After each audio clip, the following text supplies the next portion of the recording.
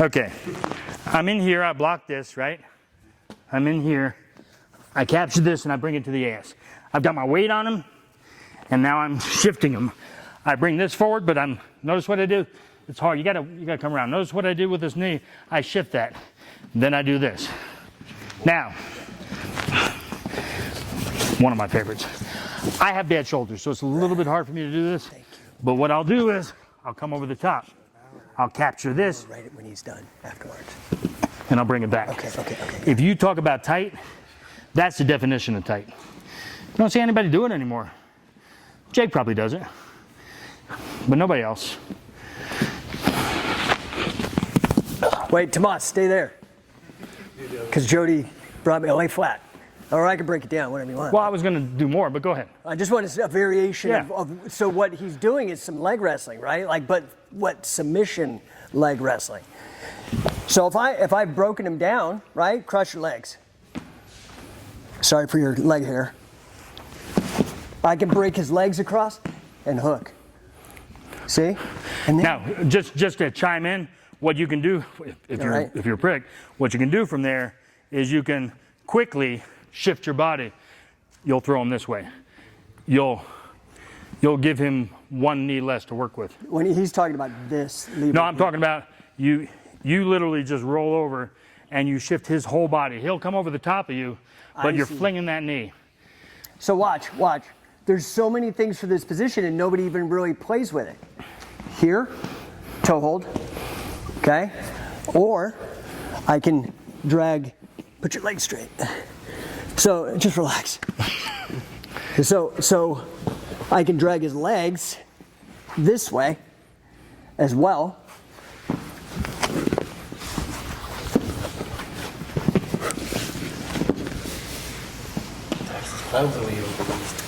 So there's a lot of like leg manipulation things that people are, thanks Tomas.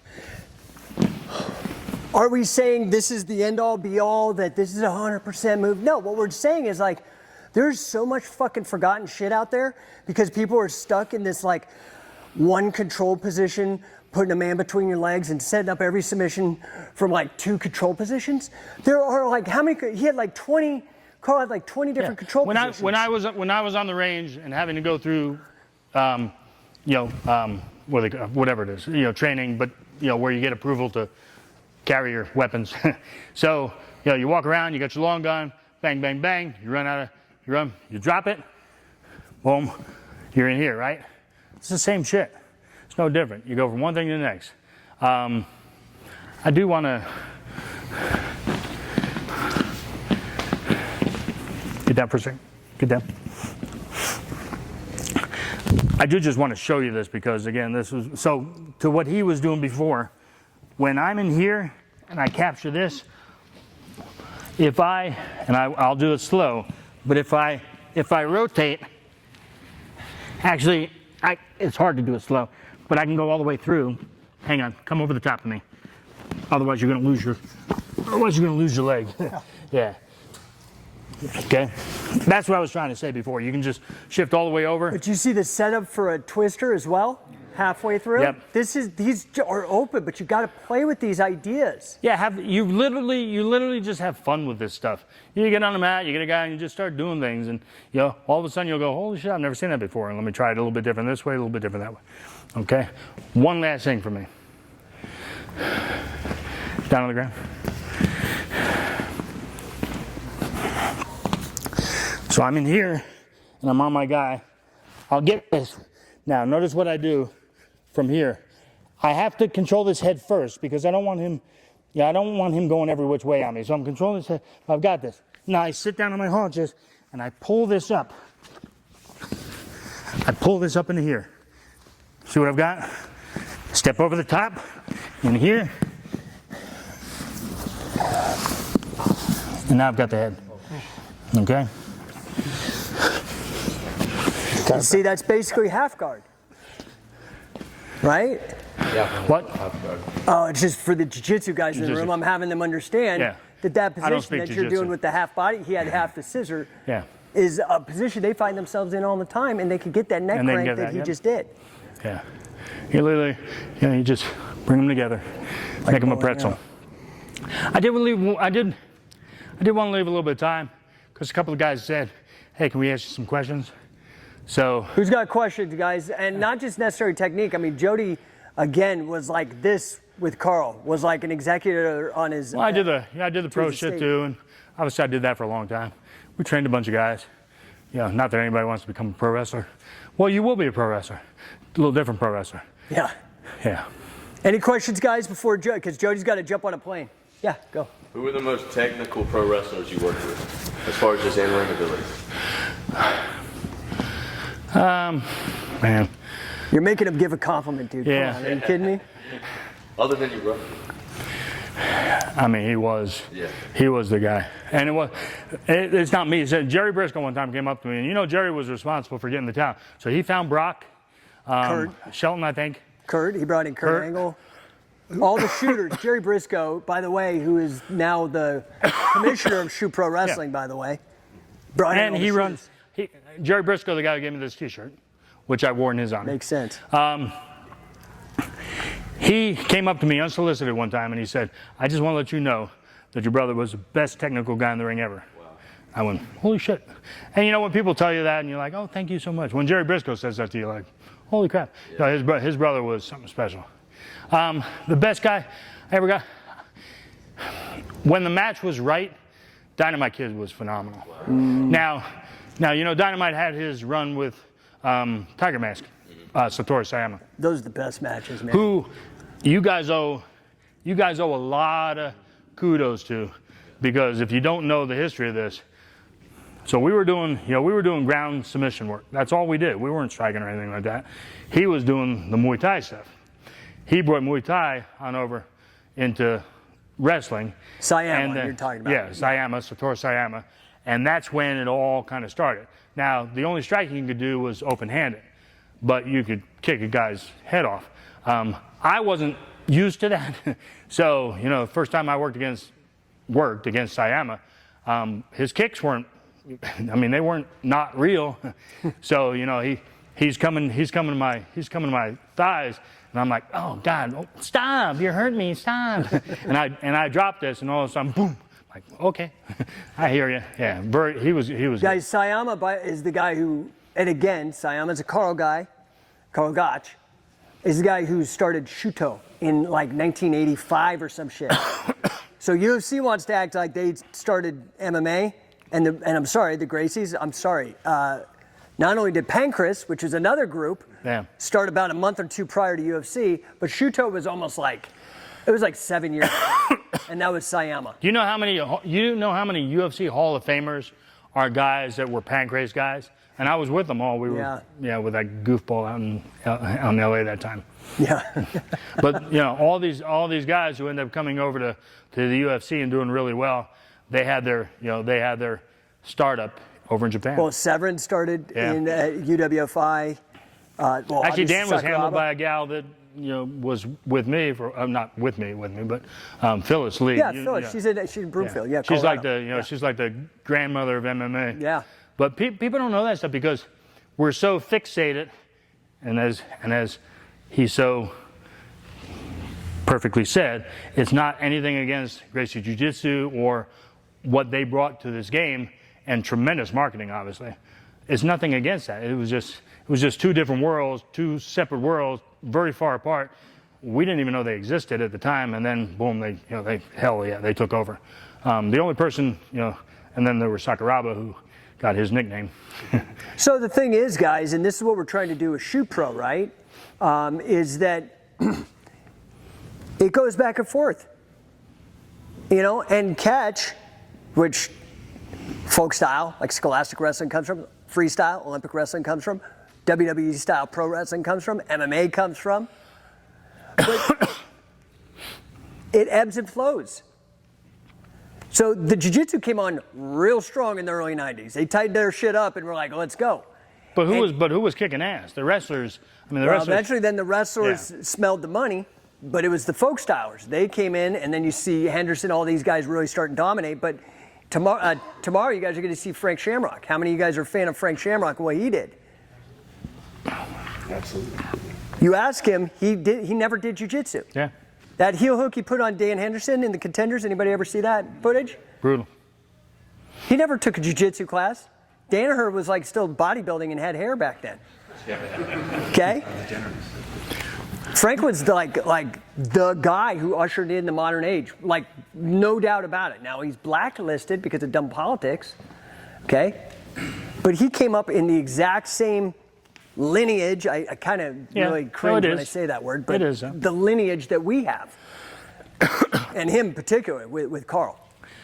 Any other? Did that answer your question? Yeah, for sure. Yeah, the true delineating piece of things for me has always been that, the BJJ guys, it's a very, for me, it's always been a very defensive. Now, it may not be, but the appearance, because I haven't done it. I can just talk by knowing a lot of the guys myself and viewing and actually being on the mat. It's so much more defensive. We were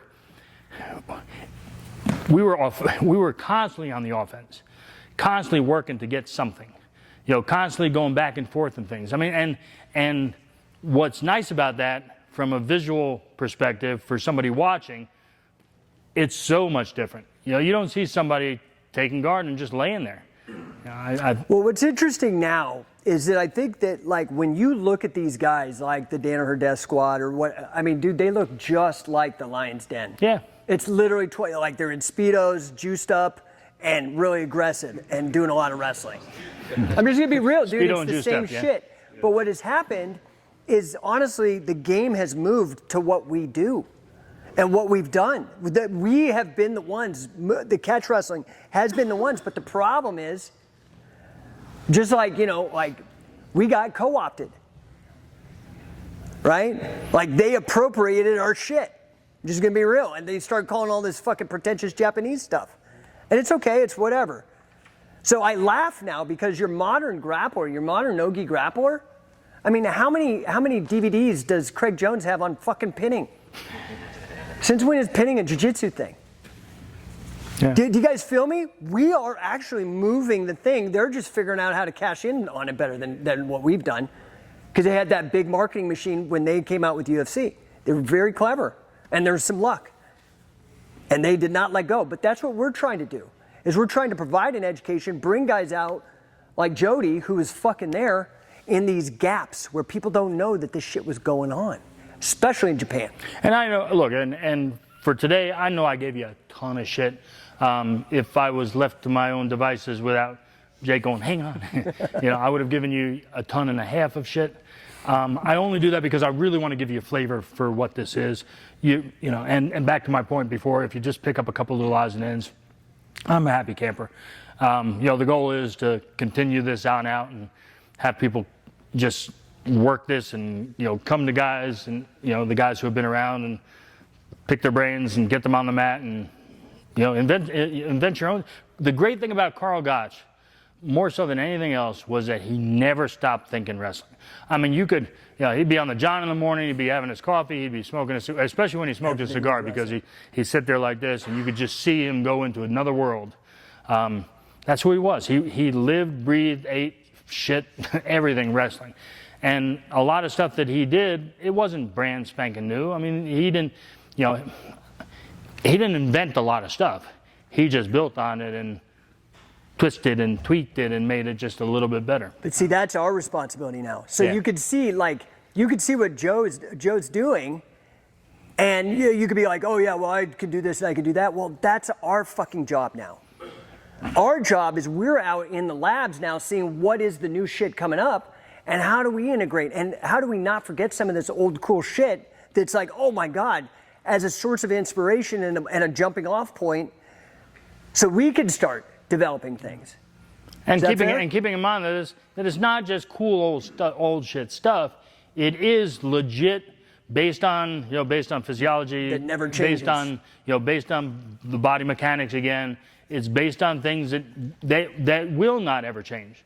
So if I grab you a certain way and it hurts, you may have another 2 or 3 ways eventually to grab me kind of the same way and it'll hurt too, but my way will still hurt.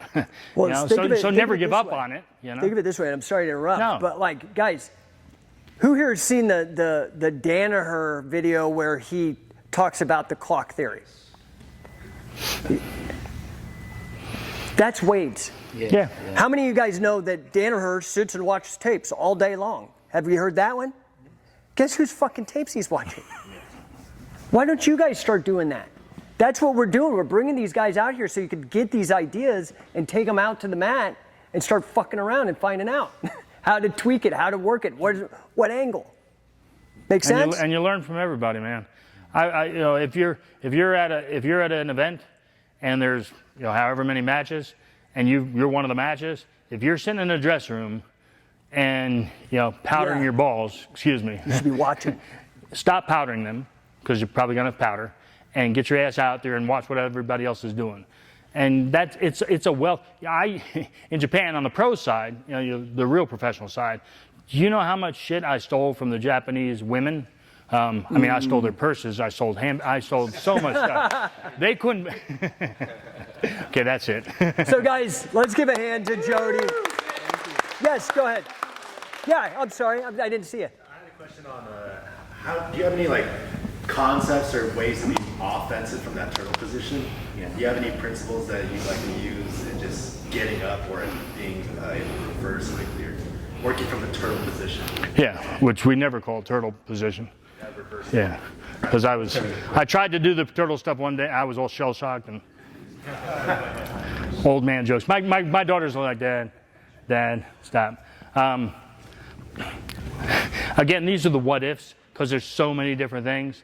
I mean, so you're on me. Just get on me. You know, I mean, you know, you're standing here, but I'm coming up, I'm looking here, I'm shifting in, I'm moving out, I'm pushing you away. I mean, I'm using my legs. I'm gonna make you come up on me, you're gonna come up on me pretty fast. And then, you know, just slow it though right now. Okay, boom, here we go. I'm locking you over. There's your arm's right there. I'm not just sitting there. And I'm not just sitting there waiting to, if anybody ever sits out, Bob Roop says if you sit out, you're a pussy. That's Bob Roop. Bob Roop says that, we always kid him all the time about sitting out. Yeah, you did 10 sit-outs yesterday, didn't you? You're going to position yourself underneath so that you can move him again, just like he's trying to do to you. He's trying to move you around. It's not a defensive thing. It's constantly being on the offensive. I'm trying to move you. I'm waiting for something to open up. But I'm not just waiting, I'm attempting to make it open up. Like with that, you know, with that hand. Guys will come in, they'll drape this over here. I lock that elbow. I shift myself underneath, right? I'm over the top. Look where this is. Here we go. I mean, so many different things. And we'll go over counters, recounters, defense positioning, all that kind of stuff too. Yeah, you could be here for days and still just scratch the surface. 5 years, guys. At least 5 years of good grappling to get to that point where you go, I'm legit now. Unless you're that guy that doesn't ever get there, and there are people, but then you just have fun with it. You know, you're going to be in great shape. There might be somebody on the street who thinks twice. You know, you don't have to necessarily have a belt to have won in this game. It drives me nuts. Well, you know, I didn't win anything, so I'm a piece of crap. No, you're not. You're out there humping and grinding every day. You're better than the average Joe.